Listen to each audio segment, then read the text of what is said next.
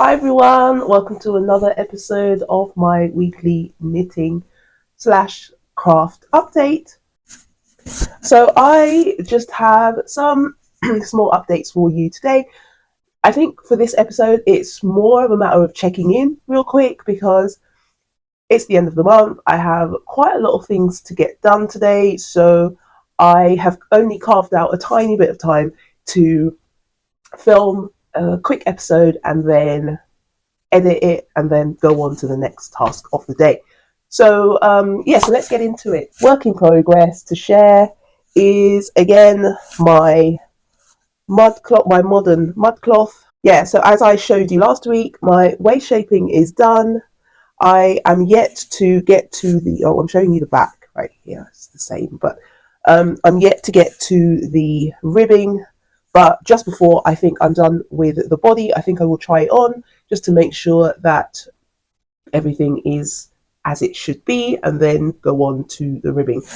What I think I might do, as I've learned with the top that I'm about to show you, another whip, is that I think the way I like my garments to fit, I think it would be beneficial for me to actually go up a needle size go up a needle size for the ribbing.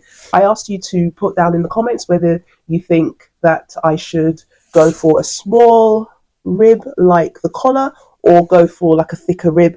And those of you who responded to that question agreed with me that they think that a larger rib would go much better to break up the pattern, and that's what I'm going to do.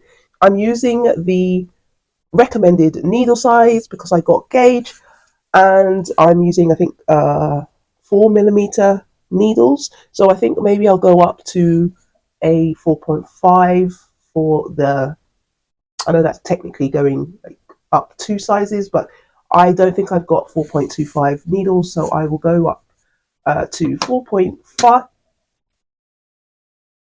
My ball. I will go up to a 4.5mm for the ribbing, and that will hopefully just give me a nice thick rib without it cinching in at the waist, which I don't like. So yeah, so that is the Modern Mudcloth.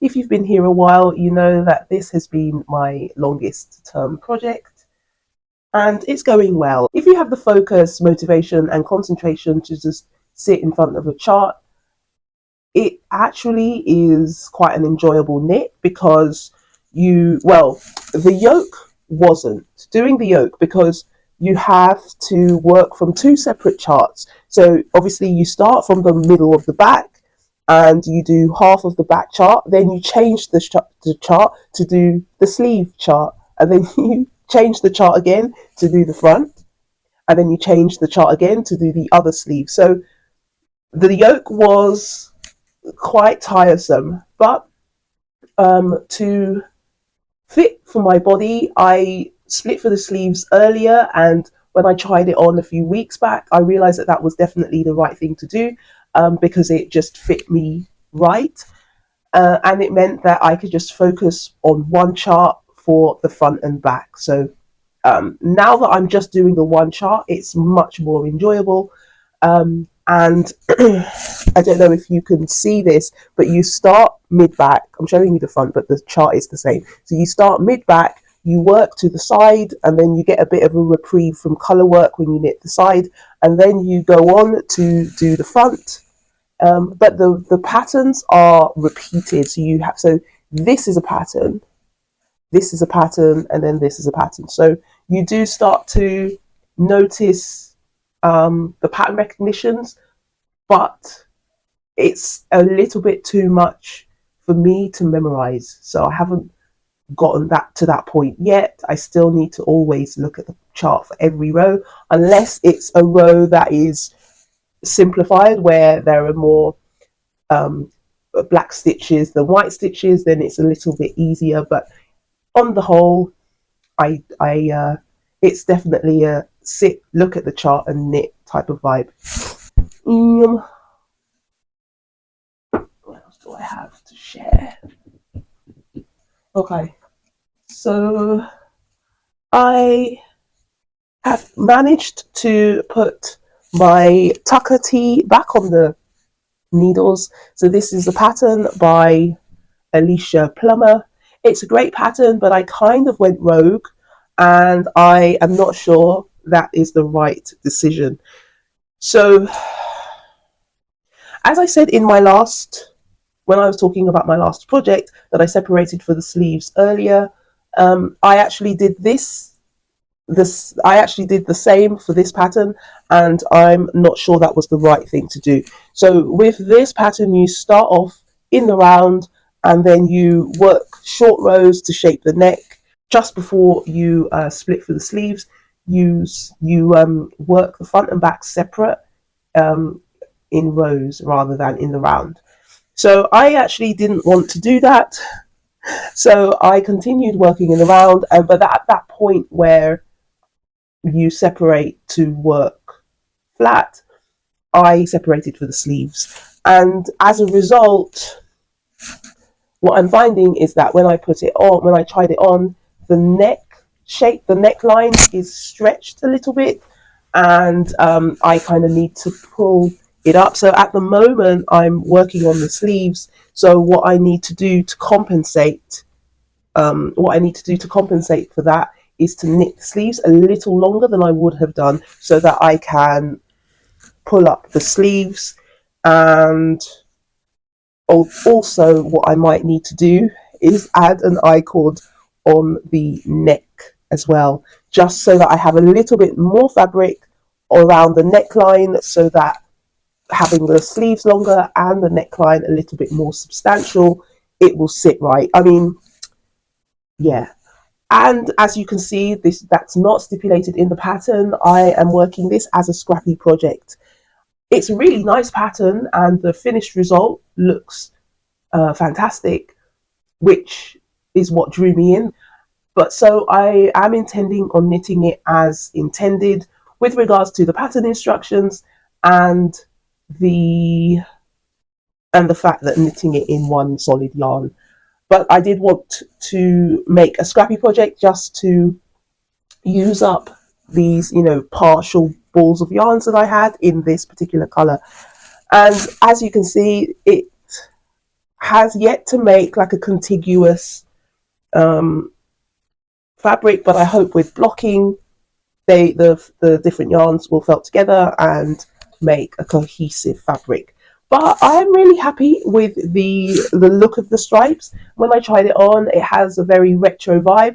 So there are some small little details like little holes and things like that where I've changed yarn. So that means tightening the yarn, smoothing out areas, and blocking with a passion. So where I was at last week, I had made a bit of a mistake with the length and with the fit of the ribbing. And what I managed to do is unpick the ribbing and knit a lot longer in the stripy length, and then added a smaller rib.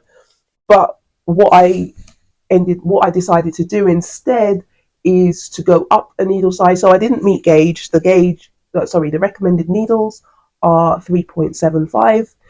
So I'm using 3.5.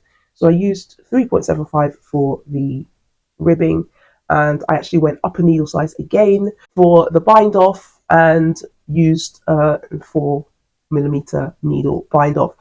Again, just to have that straight look on the bind off. As I knit more and more, I'm finding that my gauge is becoming looser and looser, and increasingly I'm finding that I have to go down a needle size to get gauge. I mean, it is what it is, but I'm not sure why that happens. The pattern also features a breast pocket, which you knit for your gauge swatch. So this is my gauge swatch, but I did actually already knit the pocket on, but it just looked horrendous. So I unpicked it. I don't know whether to actually use this as the pocket, go without, or knit another gauge swatch for the pocket.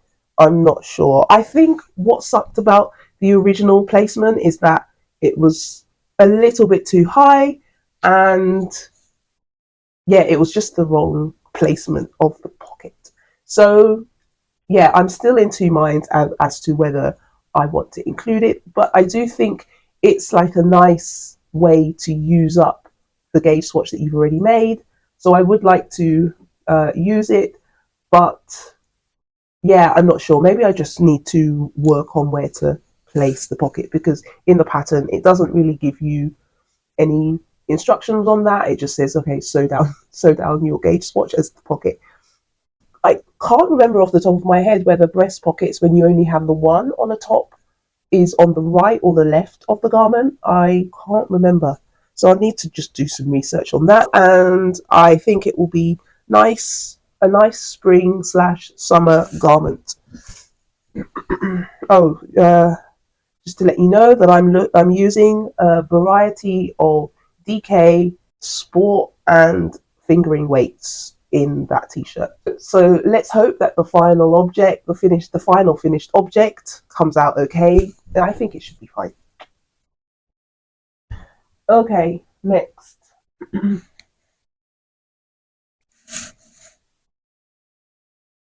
A few months ago, I knit the basket weave slipover by, oh no, it's the Korshaven slipover, something like that, which is a basket weave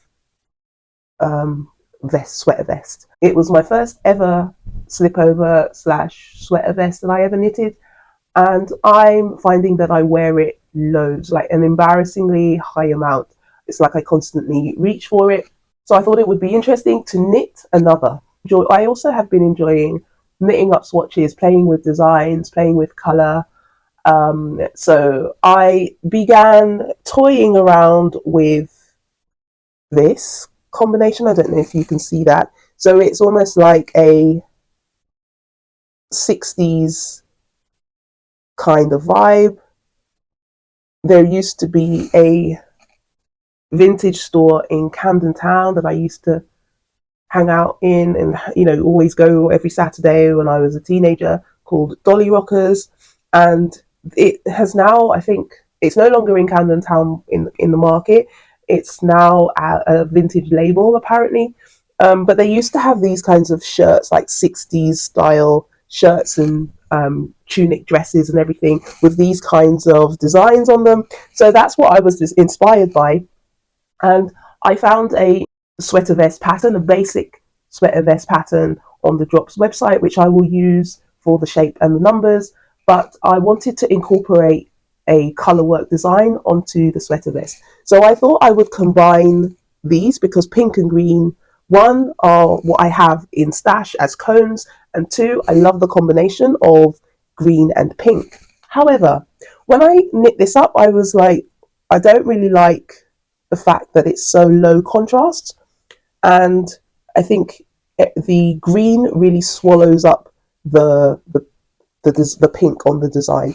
So, and also, so this was the original yarn, and I'm thinking that it's a little too similar to the Korshan basket weave slipover, because obviously it will be, because that is the yarn that I used. So I had a look in my stash and I realized that I had this ball of Drops Lima. So I only have this ball, but then when I put the two colors together, I thought it would look great.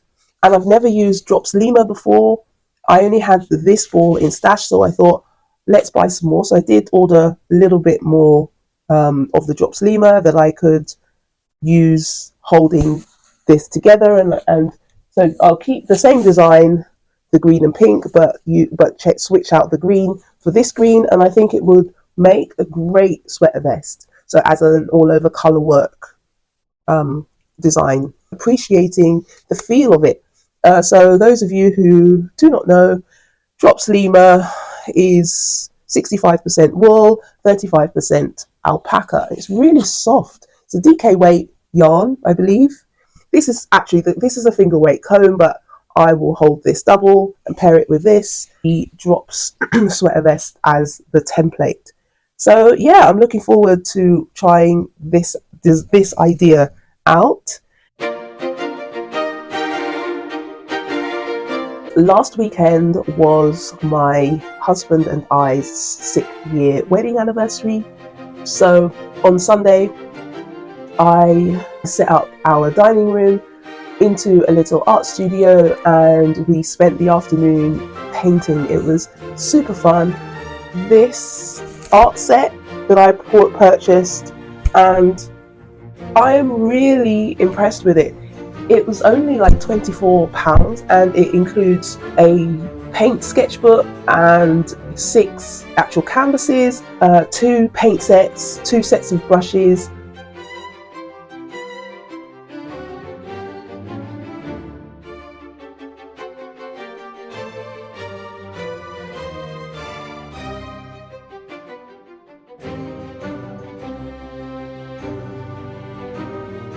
And yeah, I'm really impressed with that. It was definitely money well spent. It also means that we have a whole new sort of hobby incorporated within one box. So we have everything we need to have like several sessions of painting. So we plan to sort of do a proper session together every month or so, and see how we improve and use different subjects, etc. So my husband set up a playlist on our household Sonos so that we could get inspired by the music that we were listening to. It was great. It was really nice to be creative with my husband and see that side of him as well, because obviously when I do my creative hobbies, I'm usually doing it alone. So it was nice to see what he chose for his painting, and yeah, it was a nice afternoon. I will show you our finished objects.